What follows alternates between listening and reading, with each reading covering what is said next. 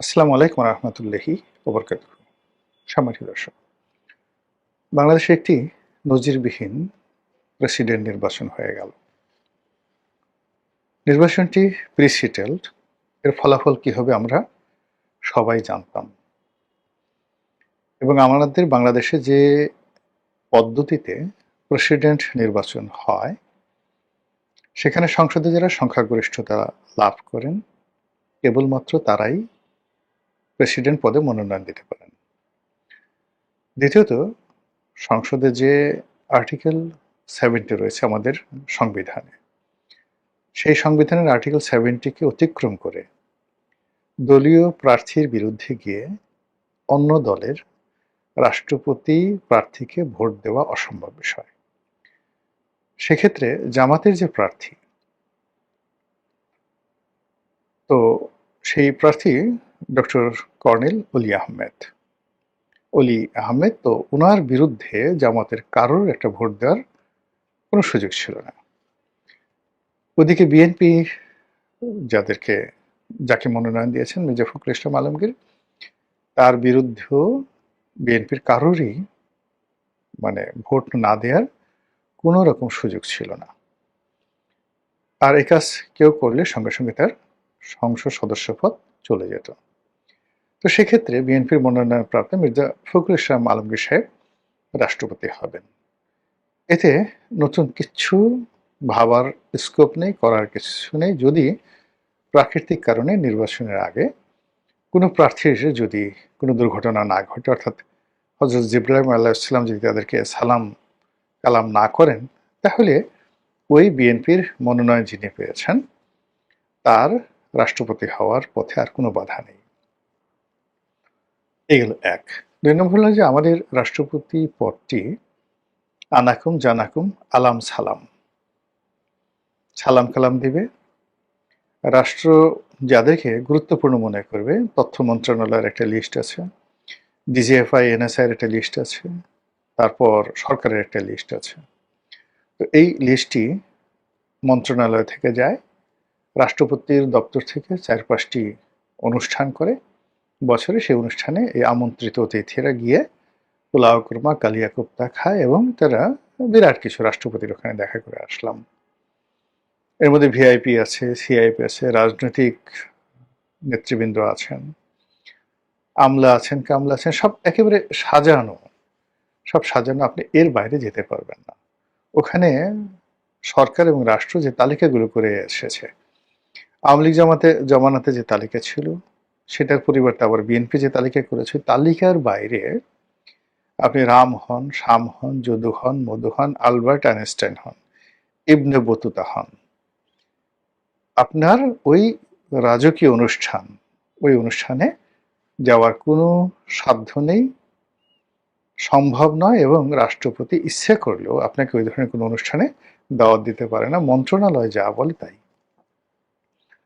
এর বাইরে তার কিছু রুটিন কাজ আছে, জানাজায় অংশগ্রহণ করা, বিভিন্ন সমাবর্তনে অংশগ্রহণ করা, প্রধান বিচারপতির শপথ পাঠ করানো থেকে শুরু করে এই কাজগুলো প্রধানমন্ত্রীর পরামর্শে তাকে কিছু কাজ করতে হয়, আর কিছু তার ইনহেরেন্ট পাওয়ার রয়েছে। এর বাইরে মূলত রাষ্ট্রপতি পদের আসলে ওই বাড়ির মধ্যে বসে থাকা, মাঝে মধ্যে বিদেশে যাওয়া, চিকিৎসা করা, বাংলাদেশে যদি একেবারে সুন্দরতম রাষ্ট্রপতি ধরেন, তাহলে আওয়ামী লীগের রাষ্ট্রপতি আব্দুল হামিদের মতো এরকম নিপাট, এরকম সুন্দর, এরকম নির্ঝঞ্ঝাট কোনো রাষ্ট্রপতি ছিল না। ওটাই হলো বাংলাদেশের বর্তমান রাষ্ট্রপতির মডেল। তো যখন নতুন বিপ্লব হলো, জুলাই বিপ্লব হলো, তখন সবাই বললো যে আমরা এরকম রাষ্ট্রপতি চাই না, আমাদের রাষ্ট্রপতি হতে হবে পাকিস্তানের মতো, গোলাম মোহাম্মদের মতো, যেখানে কন্টেম্পোরারি সেনাবাহিনীর প্রধানের ক্ষমতা, প্রধানমন্ত্রীর ক্ষমতা এবং রাষ্ট্রপতির ক্ষমতার মধ্যে একটা ভারসাম্য থাকবে। এবং সেই অনুযায়ী ডক্টর মোহাম্মদ ইউনূস বা ওনার পছন্দের মতো কেউ, বা আগামীতে ডক্টর মোহাম্মদ ইউনূস ভার্সন 2 এরকম কেউ যদি রাষ্ট্রপতি হন, তাহলে যাতে এই পদটি নিয়ে রাষ্ট্রপতি যিনি থাকবেন তিনি হেলে দুলে চলতে পারেন, এই জন্য গত অন্তর্বর্তীকালীন সরকারের সময় প্রাণ ভরে, কলিজা ভরে তারা সংস্কার করেছে, এবং রাষ্ট্রপতিকে যতটা সম্ভব হাইলাইট করার চেষ্টা করেছে যেন ডক্টর মোহাম্মদ ইউনূস সেখানে বসতে পারে। কিন্তু বিএনপি এসে দেখলো যে আরে আল্লাহ, আমরা যদি এই রাষ্ট্রপতির ক্ষমতা বাড়াই তাহলে তো আমাদের নেতা তারেক রহমান সাহেবের ক্ষমতা থাকে না। আমরা এত বছর পর ক্ষমতা এলাম, রাষ্ট্রপতি এক ধরনের কথা বলবে, রাষ্ট্রপতি জামাতের কথা মতো চলবে, এনসিপির কথা মতো চলবে, আমেরিকার কথা মতো চলবে, আর আমরা বসে বসে আঙ্গুল চুষবো, এটা তো হয় না। ফলে কি হলো, ওই যে আওয়ামী লীগ আমলে বা তারও আগে যেভাবে আমাদের একটি সাংবিধানিক পদ হিসেবে রাষ্ট্রপতির পদটি অলংকারিক হিসেবে আছে, ওইভাবেই এবার অলংকার হিসেবে এই পদটি রয়ে গেল। তো কাজে এটা নিয়ে কোনো উচ্ছ্বাস দেখানোর দরকার ছিল না, আবেগ দেখানোর দরকার ছিল না, এটি নিয়ে কোনো অ্যাটেনশন দেখানোর দরকার ছিল না। এবং এটা একটা নির্বাচন করার জন্য নাকি কয়েকশো কোটি টাকা খরচ হয়ে গেছে, বোগা, যেসব কিচ্ছু দরকার ছিল না, কোনো দরকার ছিল না। উল্টো এই দেশে অর্থনৈতিক সংকট, রাজনৈতিক সংকট, তারপরে ভাবমূর্তির সংকট সরকারের, তো এর মধ্যে একটা নির্বাচন হলো। আমাদের প্রধান নির্বাচন কমিশনার একেবারে এমন একটা ভাব দেখালেন, তিনি মনে হচ্ছে যেন আমেরিকার প্রেসিডেন্ট ডোনাল্ড ট্রাম্পের মতো কোনো শক্তিশালী প্রেসিডেন্ট নির্বাচন করবেন এবং সারা দুনিয়াকে তিনি চমক লাগিয়ে দেবেন। এরকম ঘটনা ঘটল। জামাতের প্রার্থী অলি আহমেদ সাহেব অনেক বড় বড় কথা বললেন, তারা দেখিয়ে দিবেন বিনা যুদ্ধে তারা মানে এক সুসাগ্র পরিমাণ মেদেনির জমি তারা ছাড়বেন না, এরকম একটা জিহাদি জোশ তাদের কথাবার্তায় লক্ষ্য করা গেল। তারা বলে যে হ্যাঁ, আমরা জনতার রাষ্ট্রপতি। কেউ কেউ বললেন যে জামাত যে প্রার্থী দিচ্ছে তিনি হবেন মূলত ছায়া রাষ্ট্রপতি, শ্যাডো রাষ্ট্রপতি, এরকম ভাবে ঠাট্টা মস্করা চলছিল। তারপর রাষ্ট্রপতি প্রার্থী কর্নেল ওলি তার সেই যে ক্ষুরধার বক্তব্য, তিনি বলার চেষ্টা করলেন আমি জামাতে যদি না আসতাম, বিএনপিতে থাকলে বিএনপি তাকে রাষ্ট্রপতি বানাতো, কোনো অবস্থাতে তারেক রহমান সাহেব জীবিত থাকা অবস্থায় কর্নেল ওলিকে রাষ্ট্রপতি বানাতেন না। তো এরকম অবস্থা, যাই হোক, এখন সেই রাষ্ট্রপতি নির্বাচন হলো। সেখানে অবাক করার বিষয় হলো যে রাষ্ট্রপতি পদে যখনই পার্লামেন্টের ভোটে নির্বাচিত হলেন, তো সেখানে আসলে কর্নেল ওলির উপস্থিত থাকার সুযোগ ছিল না। এর কারণ হলো তিনি তো মেম্বার অফ পার্লামেন্ট ছিলেন না। দ্বিতীয়ত, ওখানে মির্জা ফখরুল সাহেব নির্বাচিত হওয়ার সঙ্গে সঙ্গে সবাই উঠে পড়ে লাগলো তার সঙ্গে কোলাকুলি করার জন্য, ফুল দেওয়ার জন্য, এবং পার্লামেন্টের মধ্যে তাকে নিয়ে টানাটানি। আর সেই টানাটানির মধ্যে জামাতের লোকদের যে টানাটানি, এটি ছিল রীতিমতো ন্যাক্কারজনক। এখানে হলো যে আপনি একজন রাষ্ট্রপতিকে সম্মান জানাবেন, স্যালুট দিবেন, হ্যান্ডশেক করবেন, কোলাকুলি করবেন, দেয়ার ইজ এ ডিসেন্সি। তো সেই ডিসেন্সিটা ছিল না, আভিজাত্য ছিল না, সৌজন্যতা ছিল না। তারা যে কাজটি করলো সেটা হলো তারা সেই যে যার মতো করে তাকে অভ্যর্থনা জানানো শুরু করলো। কিন্তু যে ছবিটি বা ভিডিও দৃশ্যটি একেবারে রীতিমতো ভাইরাল হয়ে পড়েছে, সেটি হলো জনৈক জামাতের সংসদ সদস্য, তিনি মির্জা ফখরুলকে প্রচণ্ড শক্তি দিয়ে বুকে জড়িয়ে ধরলেন।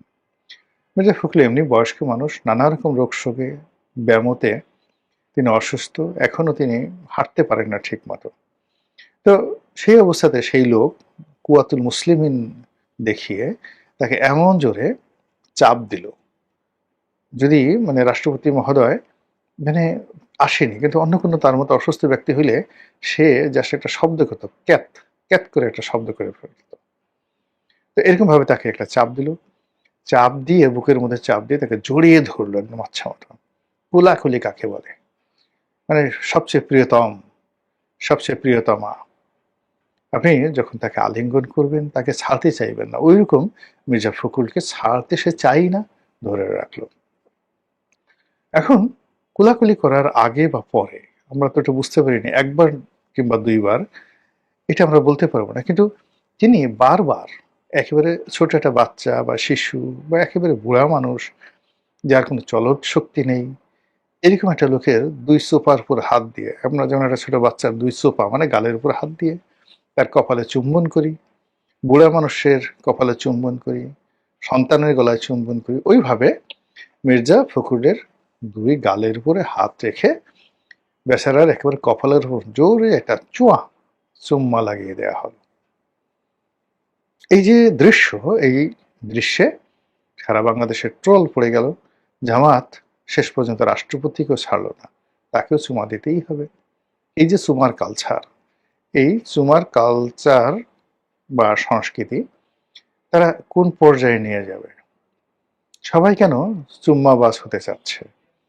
এটি নিয়ে নানা রকম ট্রল হলো, নানা রকম কথাবার্তা হলো, রাষ্ট্রপতিও বিব্রত হলো, আমরাও বিব্রত হব কি? আমরা তো এই দৃশ্য এখন দেখে আসছি অহরহ। এখানে শুধু চুমাচুমি পর্যন্তই থামছে।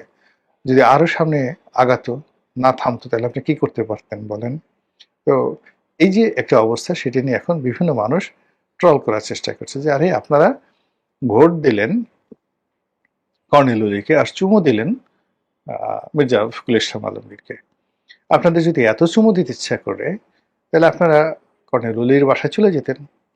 সবগুলো জামাতের যারা এমপি আছে, এনসিপির এমপি আছে, তারা কর্নেল ওলিকে ওইভাবে জোরে জড়িয়ে ধরতেন, চুম্বন করতেন এবং বলতেন যে আপনি আমাদের রাষ্ট্রপতি, আমরা যেহেতু মনোনয়ন দিয়েছি, আমরা মির্জা ফখরুল সাহেবকে, যেহেতু তিনি থাকবেন, নির্বাচিত হয়েছে সেটা আলাদা কথা, বাট ইউ আর আওয়ার রাষ্ট্রপতি, আমরা আপনাকেই প্রণতি দিলাম, ফুলের মালা দিলাম, এবং আমাদের এই যে টোটাল এতটি ভোট আমরা দেখেন আপনাকে প্রতি পয়েন্টে দিয়েছি।